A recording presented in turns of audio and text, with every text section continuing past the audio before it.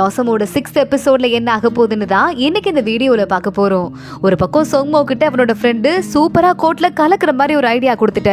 அதே மாதிரி பண்ணியாச்சு. இந்த ஐடியா யாரு கொடுத்தான்னு கேட்க ஒரு பொண்ணு அப்படின்னு நம்ம சொங்மோ சொல்லிடுறான். யாரா அந்த பொண்ணு, உண்மையை சொல்லு, எந்த பொண்ணுன்னு சொல்லு, உனக்காக நான் போய் பொண்ணு கேட்டுறேன், இவ்வளவு அறிவான பொண்ணு எங்கேயாவது கடப்பாங்களா அப்படின்லாம் கேட்டுட்டு இருக்க. சொங்மோ உடனே அம்மாக்கு ஏற்கனவே உடம்பு முடியல, கண்டபடி நீ எதையும் பேசாத அப்படின்னு சொல்ல, உன் மாமாக்கு ஏதாவது ஆயிடுமோங்கிற கவலையில உங்க அம்மாக்கு உடம்பு முடியாம ஆயிடுச்சு. ஆனா உன் மாமாக்கு எனக்கு தெரிஞ்சு எதுவும் ஆகாது, கோர்ட்ல நீங்க போட்ட பிளான் சக்சஸ் ஆயிடுச்சுன்னு அந்த ஃப்ரெண்டும் சொல்லிக்கிட்டு இருக்கான். நானும் அதை தான் எதிர்பார்க்கறேன்னு சொங்மோ ஒரு பக்கம் சீரியஸா சொல்லிட்டு மறுபடியும் கோர்ட்டுக்கு வர, இங்க வந்து பார்த்தா நம்ம சொங்மோக்கு வேண்டிய மினிஸ்டர் ஒருத்தர் வெளியே வராரு. அவர்கிட்ட தாஷுவோட பெரியப்பா வந்து பேசிட்டு இருக்காரு. நீங்க தப்பா நினைச்சுக்காதீங்க, தளபதிக்கு எதிராக நான் பேசினேன்ட்டு, நியாயத்தை தான் உண்மையா சொன்னேன் அப்படின்னு அவரு சொல்ல, ஓ நியாயமா, சரிங்க ஓகேன்னு அந்த மினிஸ்டரும் பார்த்து வீட்டுல போய் ரெஸ்ட் எடுத்துட்டு வாங்க அப்படின்னு அங்க இருந்து கிளம்புறாரு. தாஷுவோட பெரியப்பாவும் சொங்மோவும் ஒருத்தங்க கிராஸ் பண்ணி போயிட்டு இருக்காங்க. என்னாச்சுங்க பெரியவரே அப்படின்னு சொல்லிட்டு நம்ம சொங்மோ போய் கேட்க, இந்த ஆள் இருக்கானே, இந்த தாஷுன்னு ஒரு பொண்ணை பத்தி நீ சொன்னல, அந்த குடும்பத்துல தான் வந்துட்டு இருக்கான், நம்ம அங்கிளையே எதிர்த்து பேசினான், அப்போ இருந்தே அவன் மேல ஒரு பேர் இருக்கு, எப்ப பாரு சேஃப் கேம் விளையாடுவான் அப்படிங்கிற மாதிரி, அது இன்னைக்கும் நல்லா வெளியே வந்துருச்சு அப்படின்னு சொல்லிட்டு நான் கிளம்புறேன், ஒரு முக்கியமான வேலை இருக்கு, அதுவும் இல்லாம தாஷுவோட வீட்டுல ரைஸ் கேக் ஒன்று கொடுப்பாங்க, ரொம்ப நல்லா இருக்கும், சாப்பிட்டு பாத்திருக்கேன் அப்படின்னு எதையோ சிம்பாலிக்கா சொல்லிட்டு அங்கிருந்து கிளம்பிடுறாரு. சொங்மோ வீட்டுக்கு வரான். அப்போ உடனே என்னோட 2 அசிஸ்டன்ட் கிட்ட இதை பத்தி பேச ஆரம்பிக்கிறான். அப்போ அவங்களுக்கு டவுட் வருது, ஒருவேளை தாஷு பழி வாங்கிறதுக்காக இந்த மாதிரி ஒரு ஐடியாவை கொடுத்துருப்பாலோ, மாமாக்கு 8 பேர் வரணும்னே, நீ படுக்க ஐடியாவை கொடுக்குற மாதிரி கொடு, நான் போய் கோர்ட்ல இப்படி பேசுறேன்ட்டு அவங்க பெரியப்பா அப்படி பேசியிருப்பாரோ, தாஷுவே பெரியப்பாக்கு அடிமையா இருக்கிற மாதிரி பொண்ணா இருப்பாலோ, நம்ம நம்ப வச்சு ஏமாத்திட்டாலோ அப்படின்னு ஆளுக்கு 2 பேரும் மாறி மாறி சொல்லிக்கிட்டு இருக்காங்க. இவ்வளவு அழகான பொண்ணு இவ்வளவு கொடூரமான பொண்ணா அப்படின்லாம். அந்த குடும்பத்து மேல எப்பவுமே ஒரு கண்ணை வச்சுக்கணும், இன்னும் நிறைய விஷயம் செய்ய வேண்டியிருக்கு, அதை முதல்ல பண்ணுவோம், உண்மையாவே அவங்க எதை பத்தி போயிட்டு இருக்காங்க அப்படிங்கறத பார்த்து தெரிஞ்சுக்கலாம் அப்படின்னு சொங்மோவும் சொல்லிக்கிட்டு இருக்கான். இங்க தாஷுவோட பெரியப்பா வீட்டுக்கு வந்துடுறாரு. மிங்கோட அம்மா பாக்குறதுக்கு வரா. என்ன பெரிய மாமா, எல்லா வேலையும் நல்லா தானே போயிட்டு இருக்கு அப்படின்னு மிங்கோட அம்மா கேட்டுட்டு இருக்க. அந்த ஆள் உடனே எல்லாமே நல்லா தான் போயிட்டு இருக்கு, தாஷுக்கு 23 வயசு ஆயிடுச்சு, மிங்குக்கு 18 வயசு ஆயிடுச்சு, 2 பேருக்குமே கல்யாணம் பண்ணி வைக்க வேண்டிய நேரம் வந்துருச்சுல அப்படின்னு கேட்க, ஆமா அப்படின்னு மிங்கோட அம்மா சொல்லிக்கிட்டு இருக்கா. அதுவும் இல்லாம நான் உங்களுக்கு ஒரு ஆம்பளை பிள்ளை கூட இந்த குடும்பத்துக்கு பெத்து தர முடியாம போயிட்டேன், என்ன மன்னிச்சிருங்க அப்படின்னு சொல்லிட்டு அவ சொல்ல, இல்லம்மா என் தம்பியை கல்யாணம் பண்ணிக்கிட்டு நீ நிறைய கஷ்டப்பட்டுட்ட, உன் மேல தப்பு சொல்றதுக்கு ஒண்ணும் இல்ல, ஆனா இப்ப வந்து ஊஷான் வரானே, முதலமைச்சரோட ஒரே பேரன், அவனை மட்டும் நம்ம குடும்பத்துல வந்து மாப்பிள்ளை ஆக்கிட்டோம்னா நல்லபடியா இருக்கும்னு சொல்ல, அதுக்கு தான் நானும் ட்ரை பண்ணிட்டு இருக்கேன், வீட்டுல கூட ஒரு விருந்து வைக்கலான்னு இருக்கேன், அதுக்கு இந்த முதலமைச்சரோட பேரன் ஊஷானையும் கூப்பிடுறேன் அப்படின்னு சொல்ல, அவனை மட்டும் கூப்பிடாத, தாஷுக்கு நம்ம ஏற்கனவே இந்த வெய்ய கல்யாணம் பண்ணி வைக்கலாம்னு நினைச்சோம்ல இந்த மினிஸ்டரோட பையன், அவனையும் கூப்பிடு அப்படின்னு சொல்ல, ஓகேன்னு சொல்லிட்டு இந்த மிங்கோட அம்மா வெளியே போயிடுறா. ஆனா இந்த தாஷுக்கு மறுபடியும் கல்யாணத்தை பத்தி இந்த ஆளு பேச ஆரம்பிச்சிட்டாரு. வேற வழியே இல்ல, அந்த வெய் இருக்கானே அவன் குடும்பத்துக்கும் தகவலை சொல்லி அனுப்பிச்சிட வேண்டியதா அப்படின்னு இந்த மிங்கோட அம்மா சொல்லிட்டு போகும்போதே அங்க தேனி எல்லாம் பறக்க ஆரம்பிக்குது. ஐயோ வேகமா அந்த வேலைக்கார லேடி தேனி எல்லாம் துரத்தி விட்டுட்டு பார்க்க பட்டாம்பூச்சி மாதிரி அழகா இருக்கு, ஆனா மேல வந்து உட்காந்துச்சுன்னா ஸ்கின் அவ்வளவா பாதிக்கப்படுது, ரொம்ப வியாதி எல்லாம் கூட வருதுன்னு சொல்ல, அப்படியா அப்படின்னு சொல்லிட்டு இதுல ஒரு ஐடியாவை போட்டு இந்த மிங்கோட அம்மா கேட்க ஆரம்பிக்கிறா. இங்க இன்னொரு பக்கம் இந்த வெய், அதாவது நம்ம தாஷுவோட போன ஜென்மத்துல ஃபர்ஸ்ட் ஹஸ்பண்டா இருந்தான்ல, அவனை நமக்கு காட்டுறாங்க. அவன் நல்ல கிளப்ல போயிட்டு பொம்பளைங்களை கூட சுத்திக்கிட்டு ரொம்ப கூத்தடிக்கிற ஒரு ஆள் போல, சரியான பிளே பாய். அவங்க நின்று கிளப்ல ஒரு ஓவியம் ஒன்று வரைஞ்சிட்டு இருக்க, அந்த கிளப்ல இருக்கிற பொண்ணுங்கெல்லாம் சுத்தி நின்று பார்த்துட்டு இருக்காங்க. அப்போ அவனோட அந்த வெய்யோட அக்கா அங்க உள்ள போயிடுறாங்க. இந்த பொம்பளை பொறுக்கியோட ஒரே தொல்லையா போச்சு, இவனுக்கு ஒரு கல்யாணத்தை பண்ணி வச்சுட்டேன் அப்படின்னா ஏன் கடமை முடிஞ்சிடும், அப்புறம் வரவளோட பாடு அப்படின்னு கத்திக்கிட்டே உள்ள போயிட்டு, இங்க பாருங்க இப்ப கதவை திறக்க போறீங்களா இல்லையா, நான் உள்ள தான் போவேன் அப்படின்னு வெய்யோட அக்கா உள்ள போயிடுறாங்க. பெயிண்டிங்கே கொஞ்சம் கோணல் ஆயிருது. வெய்யோட அக்கா உள்ள தனியா அவனை கூட்டு போயிட்டு, இங்க பாரு அந்த தாஷுவன் அவனை கல்யாணம் பண்ணிக்கிறது முடிவு பண்ணிட்டேன், 6 வருஷமா பேசிக்கிட்டு இருக்கோன்னு சொல்ல, அந்த பொண்ணு பெருசா இன்ட்ரெஸ்ட் காட்டுச்சா என்ன, எனக்கும் இன்ட்ரெஸ்ட் இல்ல அப்படின்னு வேகமா வெய் சொல்லிக்கிட்டு இருக்கான். அவ எவ்வளவு சம்பாதிக்கிறா தெரியும்ல, தனியா பிசினஸ் பண்ணி, அவளை மட்டும் நம்ம குடும்பத்துல கல்யாணம் பண்ணிக்கிட்டோம்னா நம்ம குடும்பத்துக்கு காசுக்கு பஞ்சமே வராது, புரியுதான்னு சொல்ல, அவ கிராமத்துல வளர்ந்த பொண்ணு என் கூட எல்லாம் செட் ஆக மாட்டா அப்படின்னு இந்த வெய் சொல்லிக்கிட்டு இருக்கான். பொண்ணு ரொம்ப அழகா இருப்பான்னு கேள்விப்பட்டேன், அதுக்கப்புறம் ஓ இஷ்டம் அப்படின்னு சொல்லிட்டு அவங்க அக்கா கிளம்பி போயிட, இவன் தான் சரியான பொம்பளை பொறுக்கியாச்சு. அவங்க அக்கா 1 2 எண்ணி முடிக்கிறதுக்குள்ள வெய் பின்னாடி வந்துடுறான். சரிக்கா இவ்வளவு தூரம் கூப்பிட்டு போகாம இருந்தா ரொம்ப ஒரு மாதிரி மோசமா இருக்கும், போயிட்டு வந்துடலாம் அப்படின்னு வெய் சொல்லிக்கிட்டு இருக்கான். இங்க நேரா வெய் வந்து பெயிண்டிங்ல கொஞ்சம் கோணல் ஆச்சு இல்ல, அதையும் மாத்திட்டு அதுக்கேத்த மாதிரி ஒரு கவிதை ஒண்ணு எழுதிற, எவ்வளவு திறமைக்கார அப்படின்னு எல்லாரும் சேர்ந்து பாராட்டிக்கிட்டு இருக்காங்க. இங்க தாஷு கிட்ட குட்டியா ஒரு எம்ப்ராய்டரி போட சொல்லி கேட்டிருக்காங்க அப்படின்னு சொல்லிட்டு அவளும் போட்டுட்டு இருக்கா. வேணும்னே கோடலா போடுறேன் பாரு, வந்து வர ஆளுங்களுக்கு இந்த எம்ப்ராய்டரியை பார்த்தோன்னே என்ன பார்த்துட்டு தெரிச்சு ஓடி போயிடணும் அப்படின்னு சொல்லிட்டு போட்டுட்டு இருக்கும் போது யாரு வரா அப்படிங்கிற விஷயம் நம்ம தாஷுக்கு லெட்டர்ல வருது. இந்த ஊஷான் பாரு நல்ல பையன், அந்த பையன் வரதுல ப்ராப்ளம் இல்ல, ஆனா அந்த வெய் மானம் கேட்டவன் எனக்கு பல தடவை லெட்டர் போட்டு நான் திருப்பி லெட்டரே போடல, அப்பயும் வரான் பாரு, வரட்டும் நான் யாருன்னு காட்டுறேன் அப்படின்னு தாஷு யோசிச்சுட்டு போன உண்மையான வாழ்க்கையில நடந்ததை யோசிச்சு பார்க்க ஆரம்பிக்கிறா. என் மேலேயே சீட் பண்ணல, நீ வாடா வச்சு செய்யற அப்படின்னு கோபத்தை காட்டிக்கிட்டு இருக்கா. இங்க இந்த ஊஷான் வெய் 2 பேரோட ஃபேமிலியும் வந்துட்டு இருக்காங்க. ஊஷான் ஃபேமிலில இருந்து ஆளுங்க வராட்டியும் இந்த வெய் ஃபேமிலியோட சொந்தக்காரங்க தான் போல அவங்க. சோ ஊஷான் மட்டும் இந்த வெய்யோட அக்கா கூடயே வந்துகிட்டு இருக்கான். அங்க மிங்கோட அம்மா வந்துட்டு வாங்க வாங்க உங்களை கூட்டு போயிட்டு வீட்டை சுத்தி காட்டுறேன் அப்படின்னு கரெக்டா தாஷு இருக்கிற ஏரியா பக்கம் கூட்டு வராங்க. ரொம்ப அழகா இருக்கு அந்த இடம். கரெக்டா அப்பன்னு பார்த்து கோழி ரெக்கையா பறக்க ஆரம்பிக்குது. தாஷுவோட வேலைக்கார பொண்ணுங்கெல்லாம் உங்களுக்கு சமைக்கிறதுக்காக தாஷு மேடம் கோழி பிடிக்க சொன்னாங்க, நான் போய் சமைச்சிட்டு வரேன் அப்படின்னு கோழி அங்கிருந்து தூக்கிட்டு போறாங்க. அங்க ஃபுல்லா வந்திருக்கவங்க மேலெல்லாம் கோழி ரெக்கையாயிருது. தப்பா எடுத்துக்காதீங்க, நம்ம அந்த பக்கமா போலாம் அப்படின்னு மிங்கோட அம்மாவும் தாஷுவோட அப்பாவும் வேற டைரக்ஷன்ல கூட்டு போயிட்டு இருக்க. அங்க பார்த்தா மத பொண்ணுங்கெல்லாம் சேர்ந்து இந்த சூதாட்டம் விளையாடுவாங்கல்ல, கேம்லிங் விளையாடிட்டு இருக்காங்க நடு ஹால்ல உட்காந்துட்டு. தாஷு அப்பா பாக்குறாரு, அவங்க எல்லாம் போய் துரத்துங்க, வேலைக்காரங்களுக்கு எவ்வளவு திமிரு அப்படின்னு கேட்டுட்டு இருக்க. உடனே அங்கிருந்து அன்ஷு ஏஞ்சிட்டு அங்கிள் நான் வேலைக்காரி இல்ல, தாஷுவோட ஃப்ரெண்டு அன்ஷு அப்படின்னு கத்த ஆரம்பிக்கிறா. இங்க மிங்கோட அம்மாக்கு மறுபடியும் அவமானமா இருக்கு. ஆனா அதை பார்க்கும்போது ஊஷானுக்கு சிரிப்பா இருக்கு. சிரிச்சுட்டே போயிட்டு இருக்கான். எல்லாரும் வேற டைரக்ஷன்ல வந்துட்டு இருக்காங்க. இந்த ஆம்பளைங்களா மட்டும் பிசினஸ் பத்தி பேசலாம் தனியா போயிடுறாங்க. அப்போ மிங்க அங்க ஒரு பட்டாம்பூச்சி இருக்குன்னு அதை பார்த்துட்டு இருக்கா. மிங்க பார்த்து அந்த ஃபர்ஸ்ட் டைம்லயே வெய் பயங்கரமா காதல விழுந்துடுறான். ரொம்ப அழகா இருக்காளே அப்படின்னு மயங்கி போயிட்டு இருக்கான். இங்க மத்த லேடிஸ்லாம் மறுபடியும் அடுத்த கட்டத்துக்கு போயிட்டு இருக்கும்போது டக்குன்னு ஒரு அம்பு ஓனப்படுது. மிங்கோட அம்மா பயந்தே போயிடுறா. தாஷுவோட அப்பா எட்டி பார்த்தா அங்க தாஷு தான் நினைக்கிட்டு இருக்கா. என்ன பண்ணிக்கிட்டு இருக்க அப்படின்னு தாஷு அப்பா கேட்க, இல்லப்பா உங்களுக்கு நல்லபடியா சமைக்கலான்னு மேல மரத்துல இருந்து காய் வெட்டலான்னு போனேன், ஆனா அம்பு மிஸ் ஆயிருச்சுப்பா, எனக்கு சரியா வீச தெரியல அப்படின்னு சொல்ல ஊஷான் மறுபடியும் சிரிக்க மத்தவங்க எல்லாம் முறைக்க ஆரம்பிக்கிறாங்க. அடுத்து இந்த வெய்யோட அக்காவும் தாஷுவோட அதாவது இந்த மிங்கோட அம்மா ஒன்னா உட்காந்து பேசுறாங்க.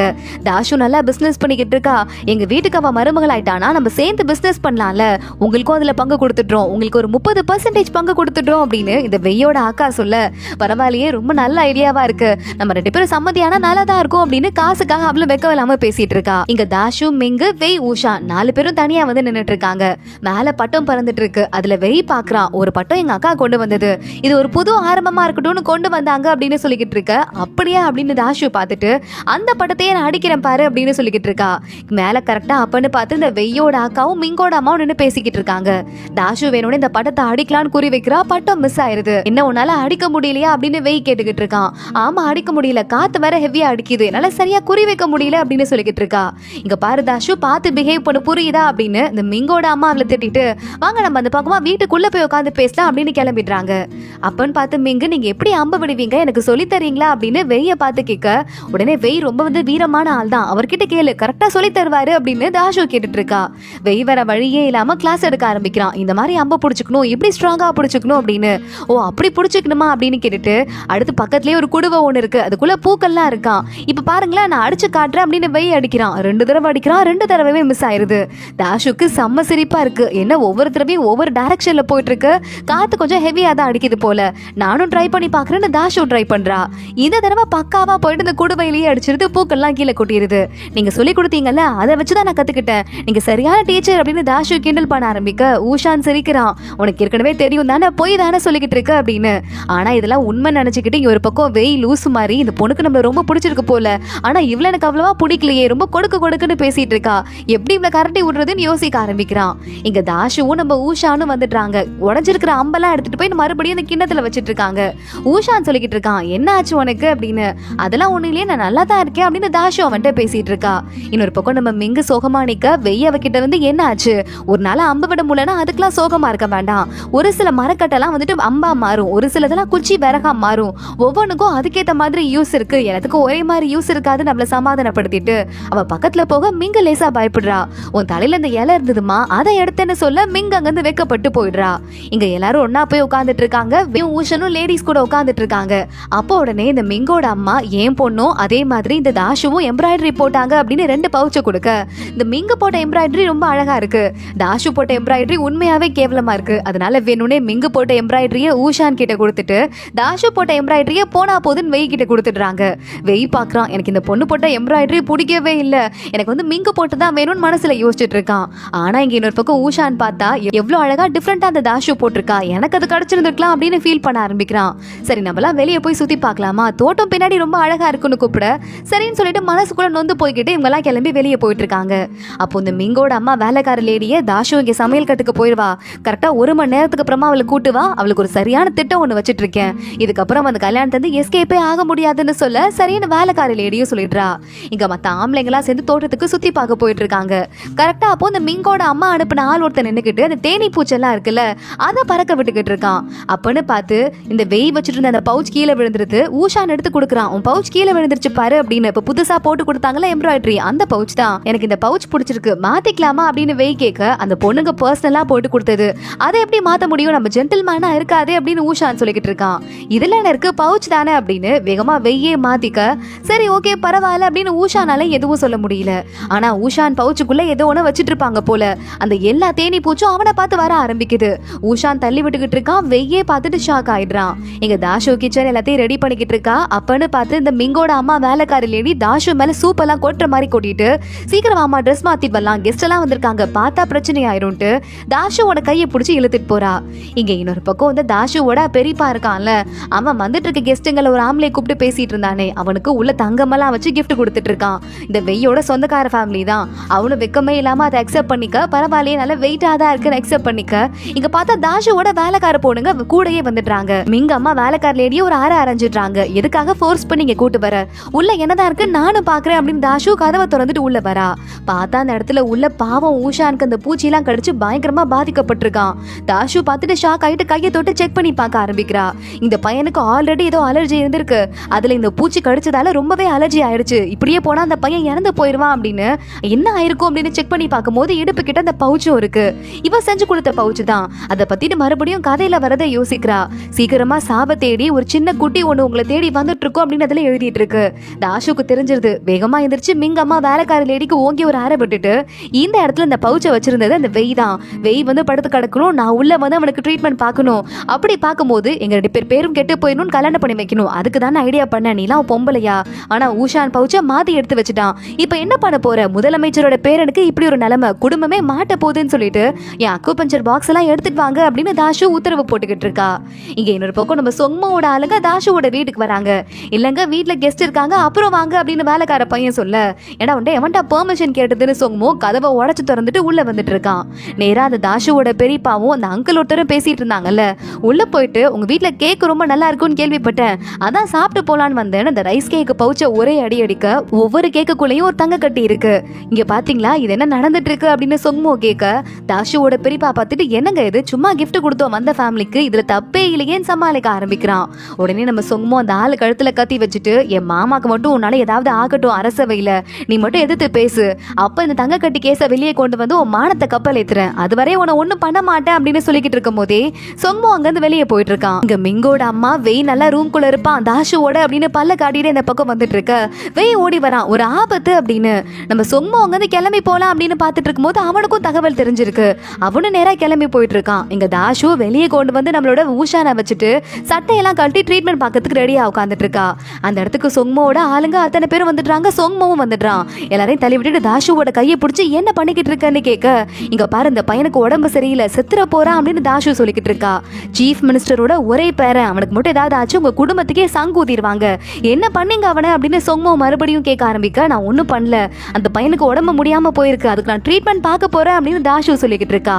மிங்கோட அம்மாங்க வந்து மிங்க கூட்டு போயிட்டு, இங்க பாரு அவனுக்கு ஏதாவது ஆயிருந்தா குடும்பத்தையே கொண்டுடுவாங்க, நீ விட்டுன்னு சொல்ல, 10 கிலோமீட்டர் தூரத்துல தான் டாக்டர் இருக்காரு, அவர் வரத்துக்குள்ள இந்த பையன் செத்து போயிடுவான், நான் ட்ரீட்மெண்ட் பார்த்து தான் ஆகணும், வேற வழியே இல்லைன்னு தாஷு சொல்லிக்கிட்டு இருக்கா. சொங்கமோ பார்த்துட்டு இருக்கான். தாஷு பாக்குறா, என்ன நம்புறியா இல்லையா அப்படின்னு. தாஷு சொங்கமோட சட்டையை பிடிச்சி இழுத்து, ஒருத்தவங்களோட கண்ணை பார்த்து அவங்க உண்மை சொல்றாங்களா நீ கண்டுபிடிப்பல, அந்த திறமை உனக்கு இருக்குல்ல, என் கண்ணை பாரு நான் போய் சொல்லல ப்ளீஸ் அப்படின்னு சொல்ல சொங்கமோ பாக்குறான். எல்லாரும் திரும்பி நில்லுங்க, யாரும் இந்த பையன் பக்கத்துல பார்க்கவே கூடாது, திரும்பி நின்னீங்க கண்ணை நோண்டிடுவேன், ஸ்கிரீனை போட்டு முதல்ல மறைங்க அப்படின்னு சொல்ல, சொங்கமோ கிட்ட மத்தவங்க எல்லாம் அந்த ரிஸ்க் எடுக்கிறதுக்கு ரெடியா, சீஃப் மினிஸ்டருக்கு தெரிஞ்சா உன் உயிரும் சேர்ந்து போயிடும், குடும்பத்தோட உயிரும் போயிடும்னு சொல்ல, எனக்கு வந்து நம்பிக்கை இருக்கு அந்த பொண்ணு மேல, அவ இப்ப கண்டிப்பா செய்வா, எல்லாரும் வாயை மூடிட்டுருங்கன்னு சொல்ல, திடீர்னு ஊஷான் வாயிலிருந்து ரத்தமா துப்ப ஆரம்பிக்கிறான். ட்ரீட்மெண்ட்லயே நம்ம குடும்பத்தையே கொல்ல பாக்குறியா அப்படின்னு மிங்கோட அம்மா வர கத்த ஆரம்பிக்கிறா. அமைதியா வெயிட் பண்ணுங்கன்னு சொன்னல அப்படின்னு சொங்கமோ கத்த ஆரம்பிக்க, அதோட தான் இந்த எபிசோட் முடியுது. ஊஷானுக்கு என்ன ஆக போது தொடர்ந்து அடுத்த எபிசோட்ல பார்க்கலாம். இந்த வீடியோவை லைக் பண்ணிக்கோங்க, மறக்காம நம்ம சேனலுக்கு சப்ஸ்கிரைப் பண்ணிட்டு பெல் ஐக்கனையும் கிளிக் பண்ணிக்கோங்க. அடுத்த வீடியோல பார்க்கலாம். அது வரைய பாய்.